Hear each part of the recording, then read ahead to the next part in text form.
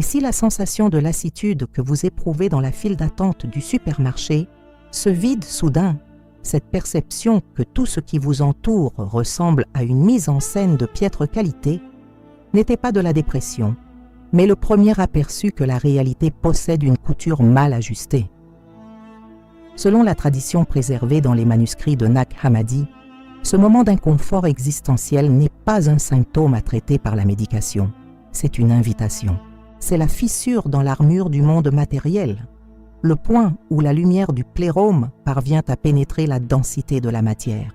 La question centrale qui émerge de cette investigation est la suivante. Que se passe-t-il lorsque quelqu'un décide de ne pas ignorer cette fissure, mais de la traverser? Les textes de Nag Hammadi, particulièrement l'apocryphon de Jean et l'hypostase des archontes, décrivent la réalité matérielle comme une construction imparfaite, l'œuvre d'un architecte aveugle nommé Yaldabaoth, le démiurge. Cet être né de l'erreur de Sophia, la sagesse divine, a créé le monde matériel comme une prison pour les étincelles de lumière. Les archontes, ces gouvernants subalternes, seraient les gardiens de cette prison, non pas des démons avec des cornes et des tridents, mais des structures de contrôle qui opèrent à travers la répétition, la peur, la culpabilité et la distraction. L'érudit Hans Jonas, dans son œuvre classique La religion gnostique, décrit ce système comme l'ordre cosmique de l'ignorance. Les archontes n'ont pas besoin de violence explicite. Ils ont seulement besoin que vous continuiez à oublier qui vous êtes. Le chemin de libération décrit par les textes gnostiques implique la rupture des couches d'illusion. Certains interprètes au cours de l'histoire ont systématisé ce processus comme la traversée de 7 niveaux de conscience, les fameux 7 sceaux qui emprisonnent l'âme dans l'oubli. Il ne s'agit pas d'un rituel magique, mais d'un processus psychologique et spirituel de désidentification. Chaque sceau représente un mode d'emprisonnement qui doit être reconnu et transcendé. Le premier sceau est celui du silence contraint, non pas l'absence de son, mais l'incapacité d'entendre sa propre voix intérieure. Les archontes opèrent dans le bruit, dans l'agitation constante, dans la demande de réponses immédiates, dans la nécessité d'occuper chaque seconde avec des stimuli externes. La tradition préservée dans l'évangile de Thomas, Logion 3, suggère que le royaume est à l'intérieur. Mais comment entendre ce qui est à l'intérieur si le vacarme du monde ne cesse jamais? Le silence n'est pas une technique de méditation au sens moderne. C'est le refus de répondre aux questions des gardiens. Lorsque le monde hurle en exigeant que vous définissiez qui vous êtes et que vous habitez simplement l'espace entre les pensées, vous devenez, selon cette tradition, invisible pour le système de contrôle.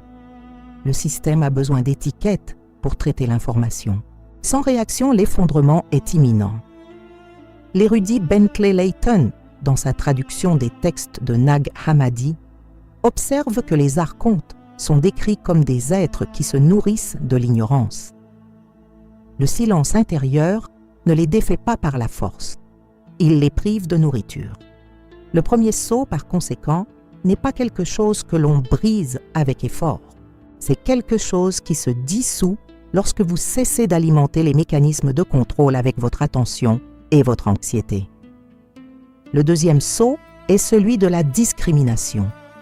Les textes gnostiques appellent ce processus diacrisis, la capacité de séparer ce qui est essentiel de ce qui est accessoire, ce qui est éternel de ce qui est temporel, ce qui est étincelle de ce qui est masque. Jésus, dans le récit des tentations au désert, préservé tant dans les évangiles canoniques que dans les versions apocryphes, aurait démontré cette capacité. L'adversaire offre du pain, du pouvoir, une protection angélique.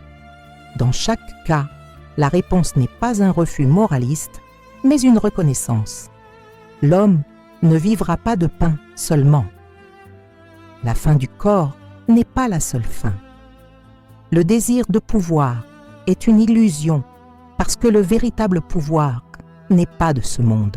La protection miraculeuse serait hors de propos parce que la véritable sécurité réside dans l'identité de l'étincelle. Rudolf Steiner, fondateur de l'anthroposophie, interprétait l'épisode du désert comme un moment de purification des couches inférieures de l'âme. Pour Steiner, ce que Jésus aurait affronté n'était pas des entités externes, mais les propres inclinations de l'âme psychique, les désirs, les peurs, les ambitions qui maintiennent l'être humain prisonnier des cycles de la matière. La discrimination dans cette perspective est l'acte de reconnaître que ces impulsions ne sont pas votre identité. Ce sont des phénomènes qui traversent la conscience, mais ils ne sont pas la conscience. Le troisième saut est celui de la renonciation créatrice. Il ne s'agit pas de renoncer au monde par haine ou par peur. Il s'agit de renoncer à l'identification avec le monde. L'Évangile de Philippe, un texte de Nag Hammadi qui décrit la chambre nuptiale et le processus de libération de l'âme, affirme « Le monde est tromperie. Je ne dis pas que le monde est mauvais, je dis qu'il est trompeur. » La renonciation créatrice est l'acte de cesser d'investir de l'énergie vitale dans le maintien des illusions. C'est cesser de nourrir les égrégores de souffrance, les structures psychiques collectives qui se nourrissent de la répétition des schémas de douleur. Jésus, selon cette lecture, n'a pas renoncé au monde parce qu'il le haïssait. Il a renoncé au mensonge pour que la vérité puisse avoir de l'espace pour respirer. Le psychologue Carl Jung, qui a étudié profondément les textes gnostiques, voyait dans ce processus un parallèle avec ce qu'il appelait l'individuation. L'individu qui se libère des identifications collectives, de la persona, de l'ombre, des archétypes qui le possèdent, ne fuit pas le monde. Il devient capable d'interagir avec le monde sans s'y perdre. Le troisième saut pour Jung serait le courage de soutenir le vide qui émerge lorsque les vieilles identifications tombent, sans courir immédiatement le combler avec de nouvelles identifications. Le quatrième saut est celui de l'identité pneumatique. Pneuma, en grec, signifie aussi bien souffle qu'esprit. Les textes gnostiques distinguent l'âme psychique, la personnalité, l'histoire, les émotions, du pneuma, l'étincelle divine qui n'appartient pas à ce monde. La reconnaissance de cette étincelle est la gnose. Ce n'est pas une croyance, mais une expérience directe. Dans l'évangile de Thomas, Logion 70, Jésus dit « Si vous faites sortir ce qui est en vous, ce que vous avez vous sauvera. Si vous ne l'avez pas en vous, ce que vous n'avez pas en vous vous tuera. Ce qui est à l'intérieur n'est pas un contenu psychologique, mais la conscience elle-même qui observe le contenu. » L'érudit Kurt Rudolph, dans son œuvre Gnosis, The Nature and History of Gnosticism, observe que l'identité pneumatique est l'opposé de l'ego. L'ego se définit par opposition « je suis ceci, donc je ne suis pas cela ». Le pneuma se reconnaît par identité. Il n'y a pas de séparation entre l'étincelle en moi et la lumière du plérôme. Quand Jésus dit « moi et le Père sommes un », selon la tradition gnostique, il ne revendique pas une exclusivité. Il décrit la nature de l'étincelle lorsqu'elle se reconnaît elle-même. Le cinquième saut est celui de la parole de pouvoir, ce qu'on appelle la parésie ou le franc-parler.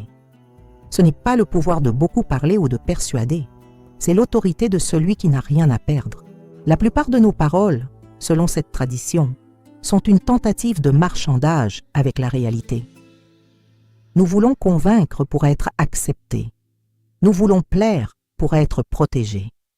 Nous voulons nous expliquer pour être compris. La parole de pouvoir est la parole qui démasque l'illusion sans se soucier de la réaction. Dans l'évangile de Thomas, Logion 57, Jésus compare le royaume à un homme qui a semé du blé et de l'ivraie. La séparation viendra en temps voulu. Avant cela, la parole est témoignage, non imposition. La chercheuse Hélène Pagels, dans ses études sur les textes gnostiques, observe que l'accent mis sur la parésie était lié au refus de la hiérarchie.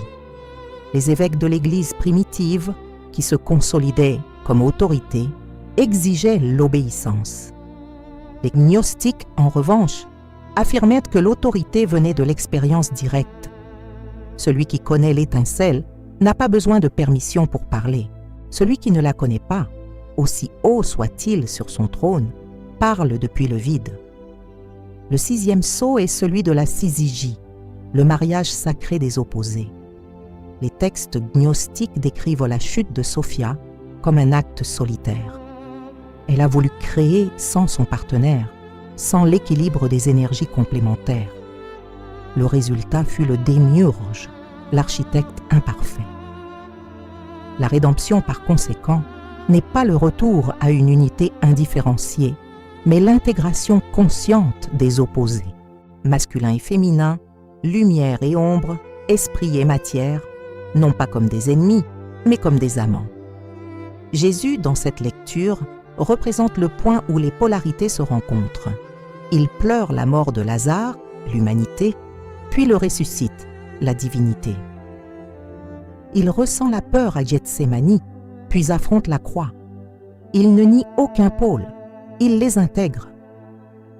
Jung a développé ce concept comme l'union de l'anima et de l'animus dans le processus d'individuation.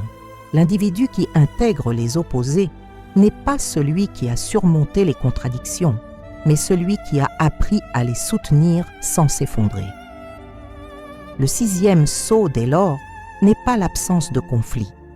C'est la capacité de se tenir au centre du conflit sans s'identifier à l'un ou l'autre des camps. Le 7e sceau est celui du repos dans le chaos.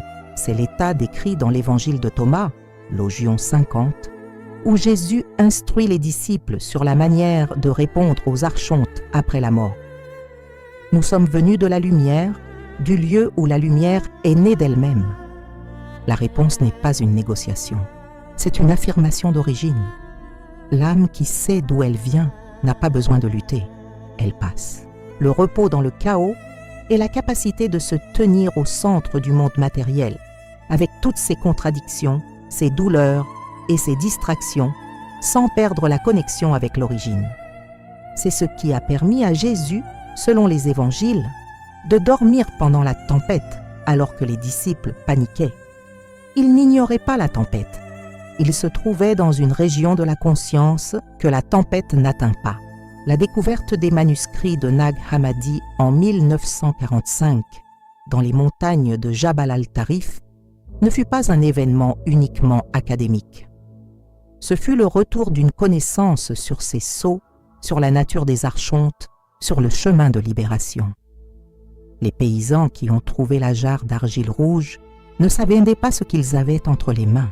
Ce n'est que des décennies plus tard, lorsque les érudits ont commencé à traduire et à publier les manuscrits, que le monde a pris connaissance de la radicalité de cette vision.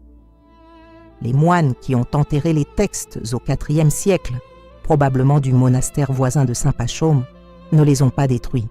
Ils les ont préservés. Le sable du désert a fait le reste. Que signifie, en pratique, rompre ces sceaux? Les textes gnostiques n'offrent pas de manuel étape par étape. Ils offrent des indices. L'évangile de Thomas est une collection de paroles énigmatiques, délibérément difficiles à comprendre avec l'esprit rationnel. Elles exigent que le lecteur abandonne ses catégories habituelles de pensée. Celui qui tente de comprendre Thomas avec la logique de l'obéissance et du mérite s'égare. Celui qui le lit avec l'intention de trouver l'étincelle commence à s'éveiller. Le processus est individuel. Personne ne peut s'éveiller pour vous. Les archontes, internes et externes, ne peuvent être vaincus en groupe. Chacun doit reconnaître ses propres chaînes. Chacun doit trouver sa propre clé. La question qui demeure n'est pas « Comment Jésus a-t-il rompu les sceaux ?»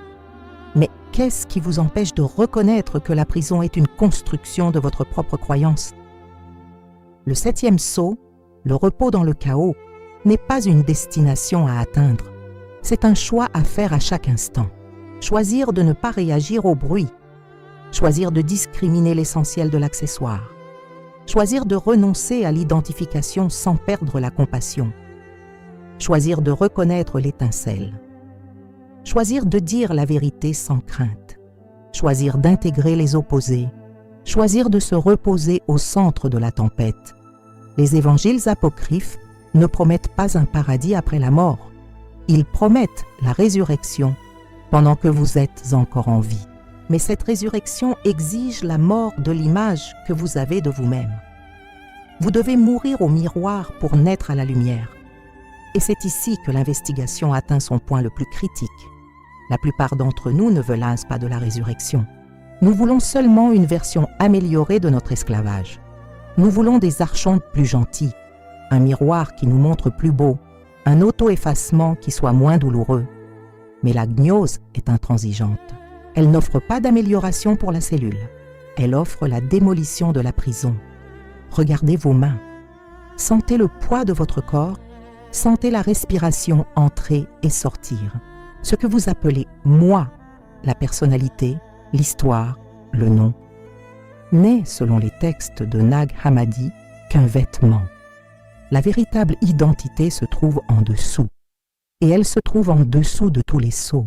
Ce n'est pas quelque chose que l'on acquiert. C'est quelque chose qui se révèle lorsque les couches tombent. Et les couches ne tombent pas par l'effort de l'ego. L'ego fait partie des couches. Tenter de retirer l'ego avec l'ego, c'est comme essayer de soulever une chaise sur laquelle vous êtes assis. Les sceaux se dissolvent lorsque vous cessez de vouloir contrôler le processus et que vous observez simplement. Les archontes le savent. C'est pourquoi ils remplissent votre esprit de bruit. C'est pourquoi ils occupent chaque seconde avec des distractions. C'est pourquoi ils vous font croire que le silence est dangereux, que l'introspection est égoïste, que la connaissance de soi est un luxe pour ceux qui ont du temps à perdre. Ils ont besoin que vous restiez occupé. Parce qu'au moment où vous vous arrêtez, la fissure apparaît. Et dans la fissure, la lumière commence à entrer. L'évangile de Thomas se termine par une phrase qui résume tout. Le royaume du Père est répandu sur la terre, mais les hommes ne le voient pas. Il n'est pas caché, il est visible. Le problème n'est pas l'absence de lumière, c'est le refus d'ouvrir les yeux. Les sceaux ne sont pas des barrières externes, ce sont des angles morts. Quand vous voyez, ils cessent d'exister. La question est, qu'êtes-vous prêt à voir ?